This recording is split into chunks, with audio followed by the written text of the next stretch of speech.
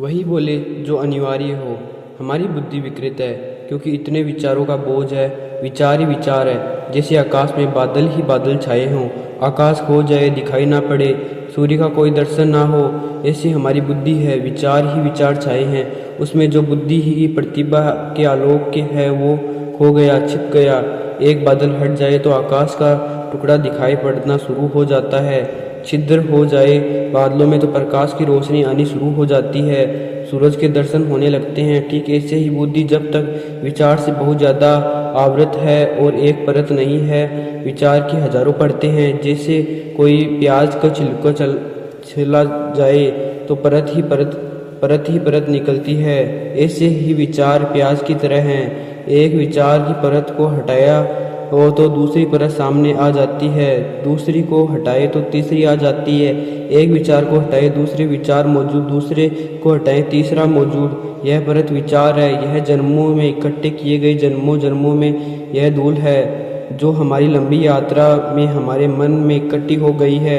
जैसे कोई यात्री रास्ते पे चले और धूल इकट्ठी हो जाती चली जाती है और उसमें कभी भी स्नान नहीं किया हो और यात्रा करता ही रहा हो, बहुत धूल इकट्ठी हो जाए, यात्री का पता न चले कि वो कहाँ खो गया। ध्यान स्नान है बुद्धि का, और जो ध्यान नहीं संभाल पा रहा उसकी बुद्धि कचरे से लग जाएगी। स्वाभाविक प्रतिपल संस्कार पड़ रहे हैं हर घड़ी पूरे दिन में। वैज्ञानिक कहते हैं कि 10 लाख क्षण संस्कार बुद्धि पर पड़ते हैं। आप सोच भी नहीं सकते 10 लाख कहाँ से पड़ते हैं। हर चीज़ का संस्कार पड़ रहा है। अभी मैं बोल रहा हूँ, इसका संस्कार पड़ रहा है। पक्षी आवाज़ कर रहे हैं, वो संस्कार पड़ रहा है। एक कार का हॉर्न बजा, वो संस्कार पड़ रहा है। वृक्ष में हवा दौड़ी, वो संस्कार पड़ रहा है।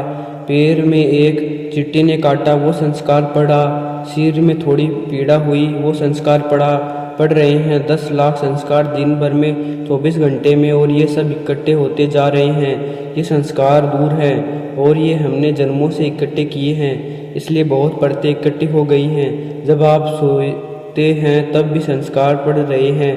नींद लगी है आपकी, लेकिन इससे कोई फर्क नहीं पड़ता क्योंकि बुद्धि पूरे वक्त काम कर रही है। बाहर कोई आवाज़ होगी, नींद में भी संस्कार पड़ रहा है। गर्मी पड़ेगी, संस्कार पड़ रहा है। मच्छर आवाज़ कर रहे हैं, संस्कार पड़ रहा है। करवट बदली, संस्कार पड़ रहा है। गर्मी है, सर्दी है, पूरे समय बुद्धि इकट्ठा कर रही है।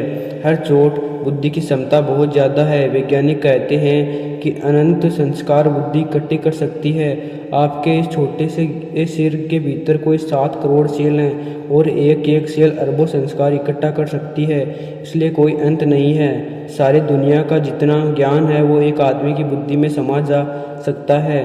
ये जो इकट्ठी होती परतें हैं, इनके कारण आप आच्छादित हैं। इस आच्छादन को तोड़ना पड़ेगा। इसको तोड़ने का प्रारंभ बुद्धिमान साधक को चाहिए। पहले वाक आदि समस्त इंद्रियों को मन में निरुद्ध करे। इसलिए मौन का इतना मूल्य है। मौन का अर्थ है आप बाहर और भीतर बोलना बंद कर रहे हैं, क्योंकि बोलना बुद्धि की बड़ी गहरी प्रक्रिया है। बोलने के द्वारा बुद्धि बहुत कुछ इकट्ठा करती रहती है, और जो भी आप बोलते हैं वो आप सिर्फ बोलते ही नहीं हैं, बोलता हुआ आप सुनते भी हैं। उसके संस्कार और सरल हो जाते हैं। जब आप एक ही बात बार बार बोलते रहते हैं तो आपको पता नहीं कि आप बार बार सुन भी रहे हैं। संस्कार गहरे होते जा रहे हैं और आप कचरा बोलते रहते हैं। सुबह अखबार पढ़ लिया, फिर दिन भर उसी को लोगों को बोले चले जा रहे हैं। कोई व्यर्थ की बात जिसका कोई भी मूल्य नहीं है, जिससे किसी को कोई लाभ नहीं होगा, उसको आप बोले चले जा रहे हैं। अगर आप अपने 24 घंटे का विश्लेषण करें तो आप पाएंगे 99% तो कचरा था। जो आप न बोलते तो किसी का कोई हर्ज न था।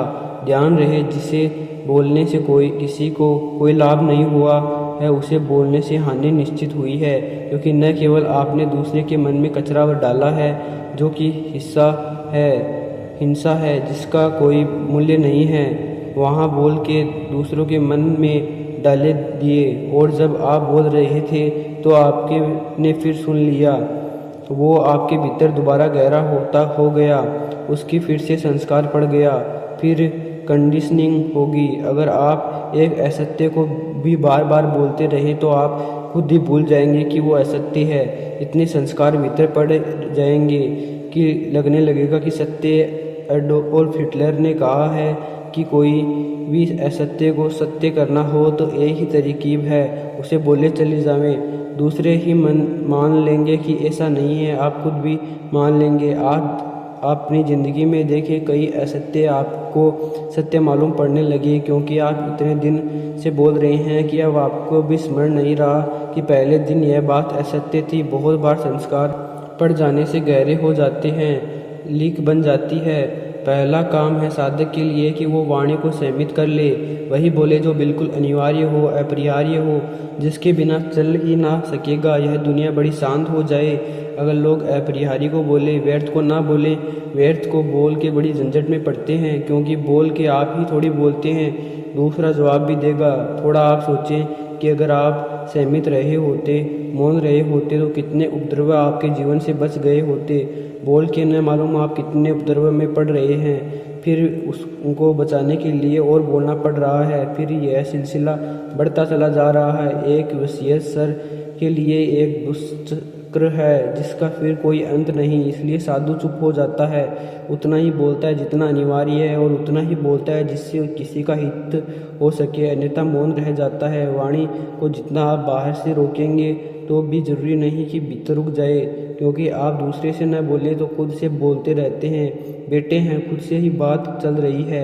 ये खुद ही से चलने वाली बात भी संस्कार निर्मित करती है, क्योंकि जब आप अपने से बोल रहे हैं तब भी मन सुन रहा है, और जो भी आप बोल रहे हैं लकीर जोर से खोद रहे हैं। अपने भीतर खुद से भी बोलना बंद करें। वाणी बड़ा उपद्रव है, जरूरी नहीं है कि उपद्रव ही हो, सामने उपद्रव बना लिया है, भीतर भी धीरे धीरे बोलना बंद करें। चुप्पी साधे मौन को फैलने दें। जितना जितना मौन फैलेगा उतना उतना मन विसर्जित होता चला जाएगा। जैसे जैसे मौन घना होगा वैसे वैसे बादल तिरोहित होने लगेंगे, जगह जगह से छिद्र टूटने लगेंगे और रोशनी भीतर की ओर आने लगेगी। धर्म का, सारे धर्मों का आधार मौन है। महावीर 12 वर्ष मौन रहे, बुद्ध ने अनेक अनेक दिन मौन में बिताए। जीसस बोलने से पहले मौन में चले गए, अवतरण हुआ जब वे परम मौन की अवस्था में थे इस जगत में, तो भी सत्य का अवतरण हुआ है। वो तब है जब भीतर चुप्पी, सब शांत। उस शांत क्षण में ही हमारा तालमेल, हमारी ट्यूनिंग ब्रह्म से जुड़ जाती है। जो वो मौन का कांटा ही हमें आभास से भीतर ले जाता है और सत्य से जोड़ देता है। इसलिए हमने साधु को मुनि कहा है।